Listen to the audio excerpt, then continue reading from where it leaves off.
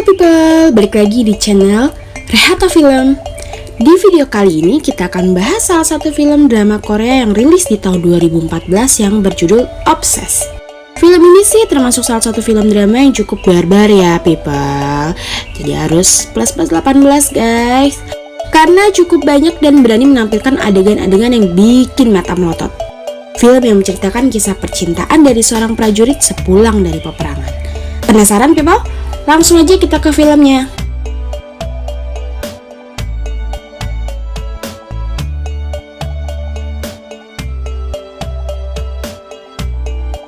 PTSD adalah singkatan dari Post Traumatic Stress Disorder atau bisa disebut juga gangguan stres pasca trauma, yang merupakan gangguan mental yang muncul setelah seseorang mengalami atau menyaksikan peristiwa yang bersifat traumatis atau sangat tidak menyenangkan. Gangguan kesehatan mental yang terjadi setelah seseorang mengalami trauma yang berat biasanya disebabkan oleh kejadian yang mengancam keselamatan dirinya, bencana alam, peristiwa di medan perang, dan bahkan memori kejadian yang sudah tidak diingat lagi.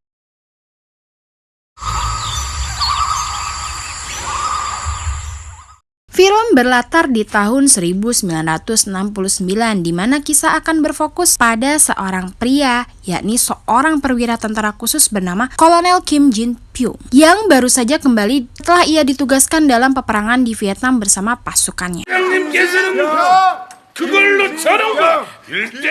Meskipun dari luar raganya terlihat sehat-sehat saja, namun demikian Kolonel Kim ternyata mengalami trauma yang berat yang ditimbulkan setelah dia mengalami banyak peristiwa dalam peperangan tersebut.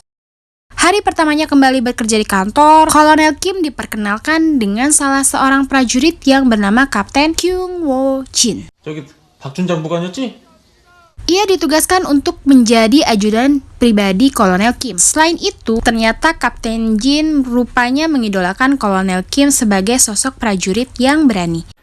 제 우상이십니다, 대령. Sambil membaca biodata calon ajudannya ini, Kapten Kim tiba-tiba mengatakan kalau tanggal lahir istrinya sama dengan tanggal lahir Kolonel Kim. 와이프 생일하고 대령님 생일하고 똑같습니다. Sementara itu, untuk Kolonel Kim sendiri sebenarnya ia sudah lama menikah. Dia menikah dengan seorang wanita yang bernama Lee Suk Jin, yang merupakan seorang putri dari komandannya sendiri. Namun sayangnya setelah lama menikah, mereka tak kunjung dikaruniai momongan alias belum punya anak. 이번에 병원에서 임신 확실한 날 알려준 건데. Di malam hari, ketika Kolonel Kim dan istrinya makan malam berdua, istrinya mengatakan padanya jika dirinya saat ini sedang berada di dalam masa subur. Mendengarkan hal tersebut, tanpa pikir panjang lagi, akhirnya mereka berdua pun 당신 너무 좋았어. 너무 좋았어. Dan setelah pasangan suami istri itu selesai mengadu nasib, sang istri pun mengatakan kalau mulai hari ini mereka mempunyai tetangga baru yang baru saja pindah ke komplek militer. Dan rupanya itu adalah Kapten Jin yang sekarang menjadi ajudannya. Di situ istrinya juga mengungkapkan bahwa ia merasa senang karena ia memiliki tetangga yang sama-sama belum mempunyai anak. 우리랑 가깝게 살게 됐다고 너무 좋아하대. 근데 그 집도 애가 없어. Karena merasa penasaran dan bermaksud untuk sekedar memastikan apa yang diucapkan istrinya barusan, Kolonel Kim pergi ke sana untuk berkunjung dan sekedar melihat-lihat.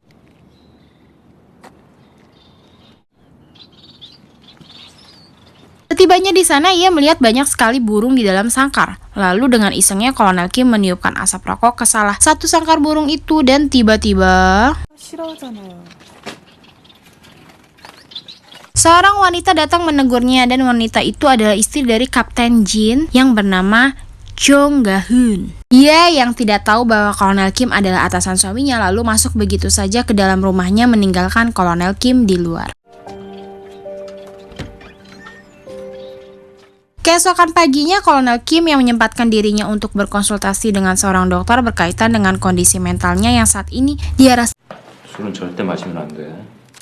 Setelah dari itu, Kolonel Kim bersama istrinya dan juga para istri-istri prajurit lainnya, di sana mereka bermaksud untuk membesuk para prajurit yang selamat.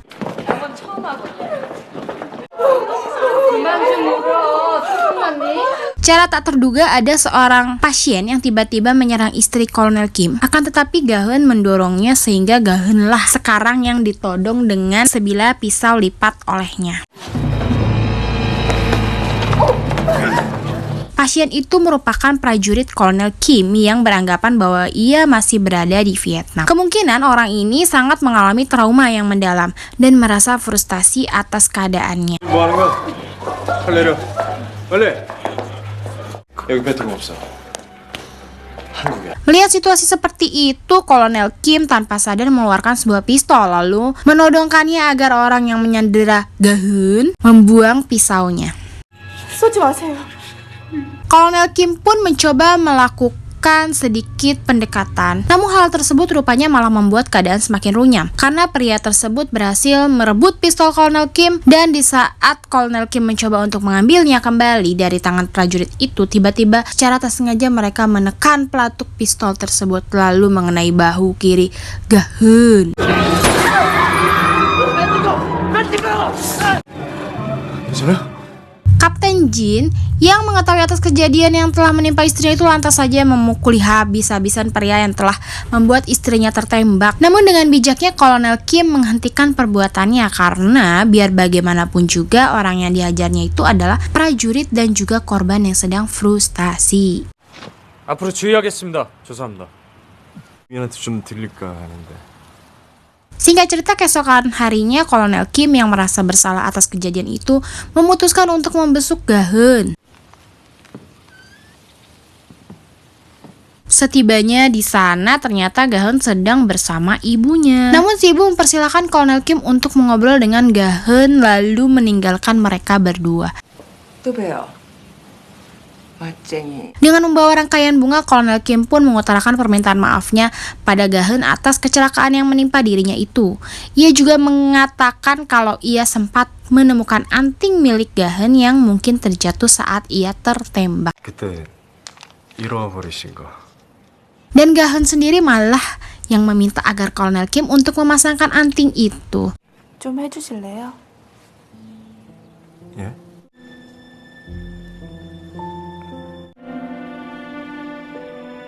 Di saat itu juga Ga-hun berterima kasih dan mengatakan kalau ia benar-benar terkesan atas aksi Kolonel Kim saat menyelamatkannya. Mendengar pujian itu rupanya semakin membuat Kolonel Kim merasa tersanjung dan tergila-gila oleh istri dari ajunannya itu. Loh. 되게 멋있었어요. Hari demi hari Kolonel Kim semakin merasa gelisah, galau merana karena dia terus saja membayangkan wajah Ga-hun dalam pikirannya. Sampai suatu ketika sang istri tiba-tiba mengajaknya untuk pergi piknik. Dan ternyata mereka tidak hanya pergi berdua saja, melainkan istrinya itu juga mengajak Kapten Jin dan juga Ga-hun. 얼른 준비해요. 얼른. Maksud dari istrinya mengajak Kapten Jin dan Ga-hun adalah agar mereka bisa lebih akrab lagi menjalin hubungan kekeluargaan antara atasan dan bawahan.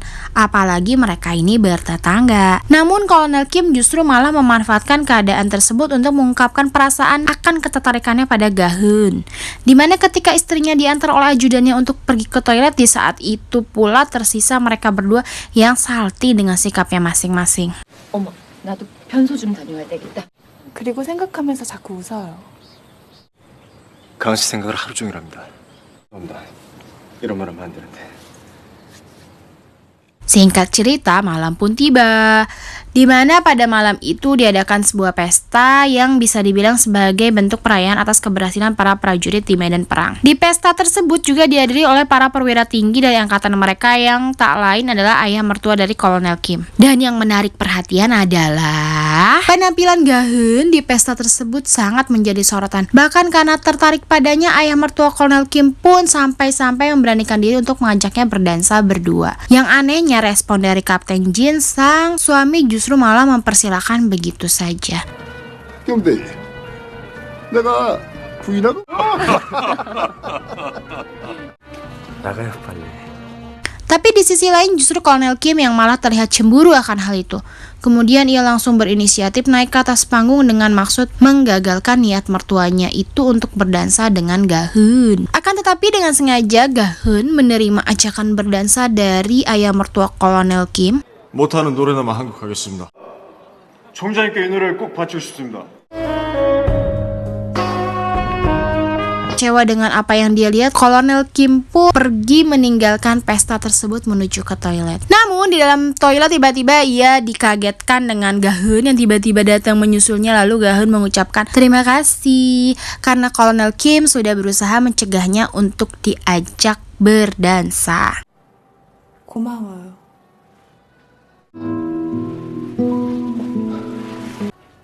전 안 차일까봐 일부러 Merasa ingin menjadi sosok pria yang sempurna di mata Ga-hun, dan karena dia tahu kalau Ga-hun sangat suka berdansa, maka Kolonel Kim pergi menemui mantan anak buahnya dulu yang sekarang bekerja di sebuah tempat hiburan malam, dan kedatangannya ke sana hanya untuk sekadar minta diajarkan berdansa saja.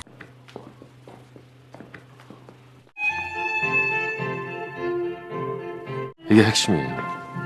여자가 남자한테 끌려다. Beralih ke kediaman Kolonel Kim, di mana pada malam itu istrinya kembali mengundang Kapten Jin dan Ga-hun untuk sekedar makan malam di rumah mereka sambil berbincang-bincang. Dan seperti biasa, Kolonel Kim dan Ga-hun terlihat tidak saling berbicara satu sama lain karena mungkin takut pasangan mereka menaruh curiga akan hal itu. Tak habis akal, Kolonel Kim mengambil selembar kertas lalu menuliskan kalau dia ingin bertemu berdua dengan Ga-hun di luar. Menjawab ajakan itu, Ga-hun memintanya untuk menemuinya di sebuah gereja pada hari Minggu nanti.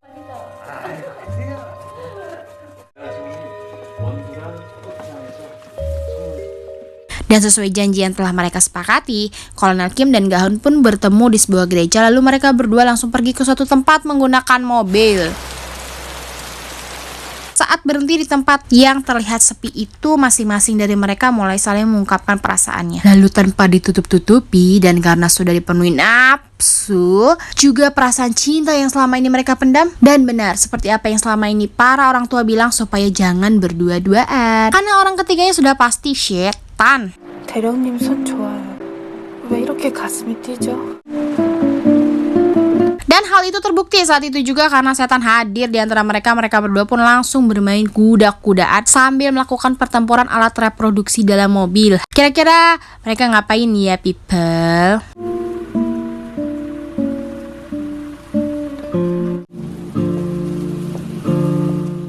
Karena merasa ketagihan, maksudnya karena merasa kalau sudah telanjur basah dengan semua ini. Lagi-lagi Kolonel Kim berinisiatif untuk melakukan hal yang lebih dari itu. Karena benar saja keesokan harinya tiba-tiba Kapten Jin memberi kabar pada Ga-hun, istrinya, jikalau suaminya itu sekarang ditugaskan dinas keluar kota untuk beberapa hari. 않을까 싶다. 더 걸릴 수도 있고. 체류 기간 동안 내가 Bertepatan dengan hari ulang tahun Kolonel Kim dan juga ulang tahun Ga-hun, yang tentu saja sedari awal Kolonel Kim sudah mengetahui hal itu langsung dari mulut Kapten Jin, suami Ga-hun sendiri. Dan pada malam itu juga Ga-hun dikejutkan dengan kedatangan Kolonel Kim ke rumahnya, yang sudah jelas kalau di rumah itu hanya tinggal Ga-hun sendiri. Maka rencana Kolonel Kim untuk berduaan lagi dengan Ga-hun pun kembali berhasil. 오늘이 생일이잖아요, 가은 씨도. 둘이 있고 싶어서. Dengan sedikit alasan demi untuk sekedar merayakan ultah mereka berdua, dan entah harus bahagia atau takut atas apa yang sedang terjadi saat itu, Ga-hun tetap saja mempersilahkan Kolonel Kim untuk masuk ke dalam. Lalu mereka berdua pun berbincang di meja makan. Dan Ga-hun juga mengungkapkan kecemasannya pada saat itu dengan perbuatan nekat yang dilakukan Kolonel Kim. 갑자기 다 무서웠어요.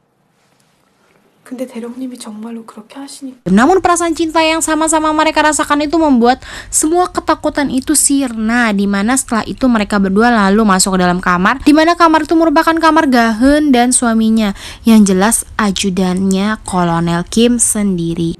대령님이랑 이번엔 들어오면 안 될 것 같은데 난. Dan untuk yang kedua kalinya, setan sebagai pihak ketiga kembali menang, karena di kamar itu mereka kembali melampiaskan seluruh hasrat jiwa dan raga mereka untuk melakukan perbuatan yang diinginkan.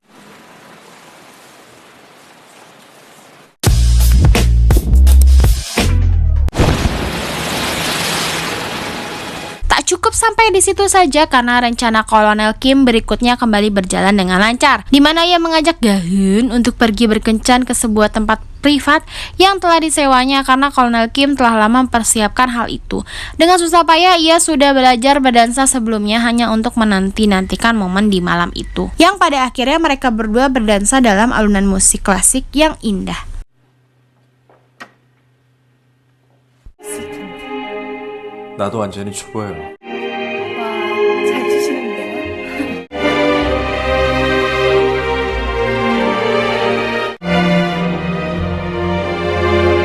Dan untuk yang ketiga kalinya, namun kali ini bukan lagi gara-gara setan, akan tetapi justru malah mereka berdua yang kesetanan. Karena mereka kembali melakukan perbuatan pemerkosaan yang didasari suka sama suka. Loh.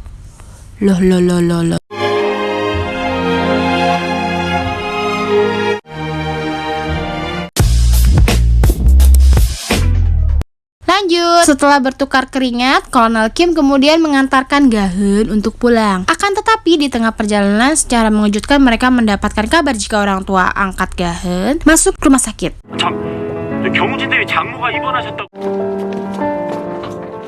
Setibanya di rumah sakit, Ga-eun agak sedikit terkejut ketika ia melihat ternyata di sana sudah ada ibu mertuanya, yaitu ibu dari suaminya, Kapten Jin. 어머니. 별로 걱정 안 해도 될 것 같아. Dan anehnya adalah bukannya heran dan marah karena menantunya atau istri putranya itu pergi digondol oleh pria lain, melainkan justru mertua Ga-eun itu malah meminta agar Kolonel Kim untuk mengantarkan menantunya itu pulang ke rumah. 잠깐만 기다리시다가 얘 좀 다시 데려가. Lalu yang mengejutkannya lagi adalah diam-diam ibu mertuanya itu mungkin sudah sadar akan hubungan mereka berdua dan justru malah meminta maaf, dan beliau merasa bersalah pada Ga-eun karena sudah menikahkannya dengan putranya sendiri, yaitu Kapten Jin. Sampai di sini masih belum jelas dengan apa yang dimaksud sang ibu mertua barusan dengan mengatakan kalau putranya sendiri adalah orang jahat yang justru orang tuanya sendiri lebih sayang pada menantunya ketimbang putranya sendiri. 내 아들 나쁜 사람이잖아. 겉은 멀쩡한.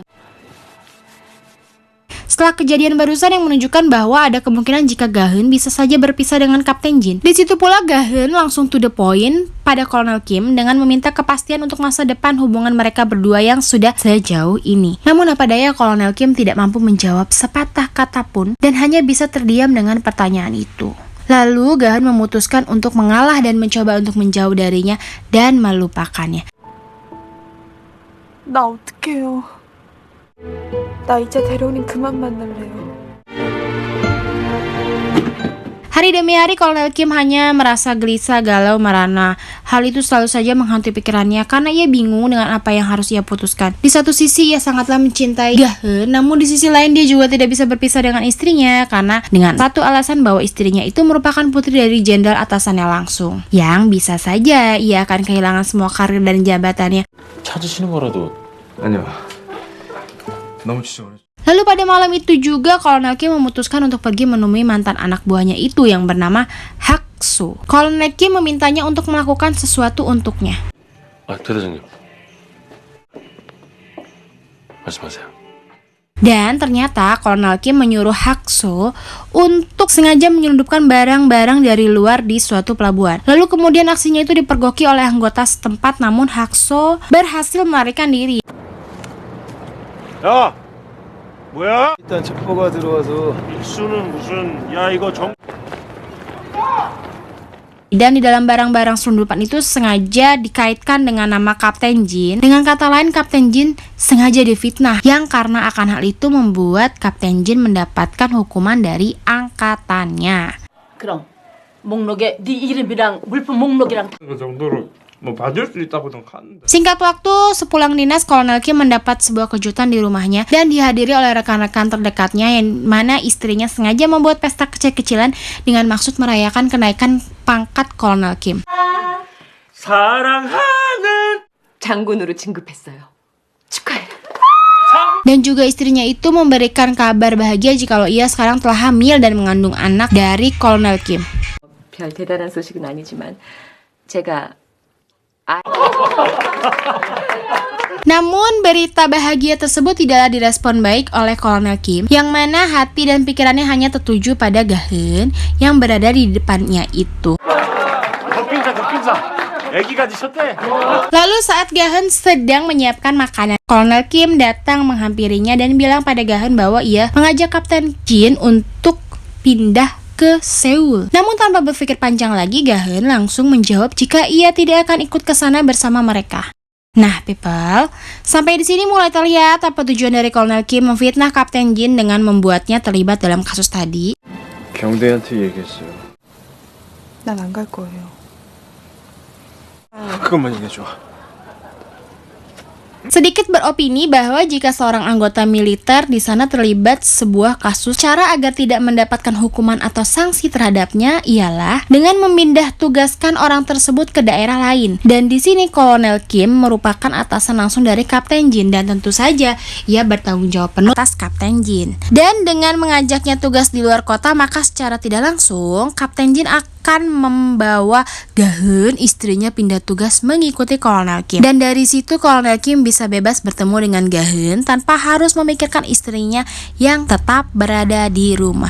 Ini cuma opini ya people. Kalau sekiranya salah mohon dimaafkan. Mendengar jawab singkat dari Ga-heun, dengan penuh emosi yang tak terbendung, Kolonel Kim langsung mengejarnya masuk ke dalam rumah lalu berteriak menuntut kejelasan dengan hubungan mereka berdua selama ini. 이렇게 버릴 거면서! 왜 버리는 거냐고!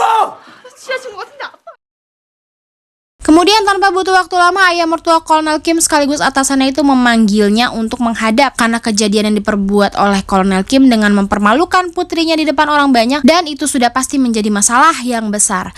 Yang tentu saja hal tersebut menimpa putrinya sendiri yang bahkan sedang dalam kondisi hamil. Tanpa basa-basi lagi dan tanpa adanya keraguan, ayah mertuanya itu sekaligus atasannya langsung mengusir Kim dari sana, bahkan dari negaranya itu untuk pindah tugas kembali ke Vietnam.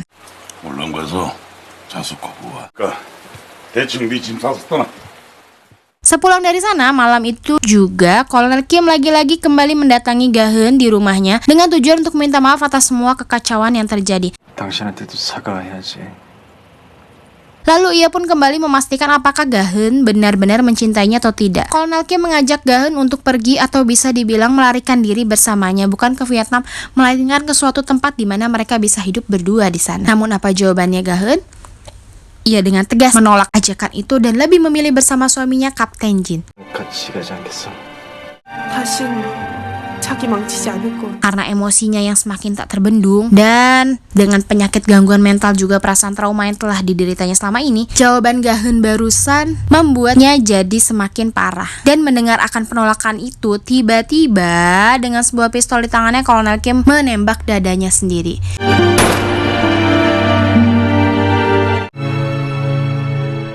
Bisa dibilang naas, tapi bisa juga dibilang beruntung karena tembakan itu tidak membuatnya mati, maka Kolonel Kim tetap harus menjalani tugasnya di Vietnam.